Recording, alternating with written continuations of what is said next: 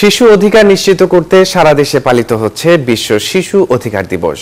আর কন্যা শিশুর অধিকার প্রতিষ্ঠায় কাল পালিত হবে কন্যা শিশু দিবস। স্কুলে পড়ুয়া মেয়েদের নিরাপত্তা নিয়ে অভিযোগ করেছেন রাজশাহীর মোহনপুর এলাকার বহু অভিভাবক। সরেজমিনে ওই এলাকায় গিয়ে দেখা গেছে স্কুলে যাওয়ার পথে হয়রান হচ্ছেন বেশিরভাগ শিক্ষার্থী। স্কুলের পরিবেশ নিয়েও নানা অভিযোগ করেছেন কন্যা শিশুরা। আর এ নিয়ে শিশু মনোরোগ বিশেষজ্ঞরা বলছেন এভাবে বড় হলে তাদের স্বাভাবিক বিকাশ ক্ষতিগ্রস্ত হবে। আরো জানাচ্ছেন রাশিদুল হক রুশো। রাজশাহীর মোহনপুর উপজেলা আঁকাবাঁকা মেঠো পথ ধরে কখনো বা হাট বাজার পেরিয়ে প্রতিদিনই বিদ্যালয়ে যেতে হয় এলাকার কন্যা শিশুদের।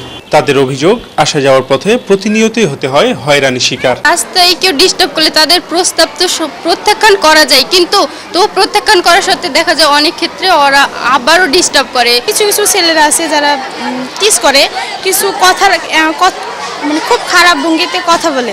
একই রকম অবস্থা রাজশাহীর প্রায় প্রতিটি এলাকায়। এরপরও বিদ্যালয়ের ক্লাসে থাকে তাদের সরব উপস্থিতি। তবে যে বিদ্যাপীঠে আসার জন্য এত সংগ্রাম, সেখানকার পরিবেশ নিয়েও রয়েছে নানা অভিযোগ। বাসায় তো মেয়েদেরকে বের হতে মানে অতটা দেওয়া হয় না, আশপাশে জায়গা জমি না থাকলেও তো স্কুলে যতটা খোলামেলা থাকার চেষ্টা করি, তাও মাঠটার জন্য হয় না। অনেক সময় অনেক বাড়ি হয়েছে, অনেকেরই হয়েছে, কারণ বাথরুম যেহেতু অপরিষ্কার থাকে কেউই সেখানে যেতে চায় না। মনোবিজ্ঞানীদের মতে ছোট ছোট এই সমস্যাগুলোই শিশুর মনকে মারাত্মকভাবে প্রভাবিত করে থাকে, যার ফলে ব্যাহত হয় তাদের স্বাভাবিক বিকাশ। প্রজনন স্বাস্থ্য অধিকার বলে একটা বিষয় আছে, সেটার সাপোর্ট কিন্তু রাষ্ট্র আমরা দিতে পারছি না। এবং যেসব প্রাইভেট স্কুল তৈরি হচ্ছে, আমরা কতটা আসলে মনোযোগী হচ্ছি। দেশের মোট জনসংখ্যার ৪৫% ১৮ বছরের কম বয়সী শিশু। এদের মধ্যে ৪৮%ই কন্যা শিশু।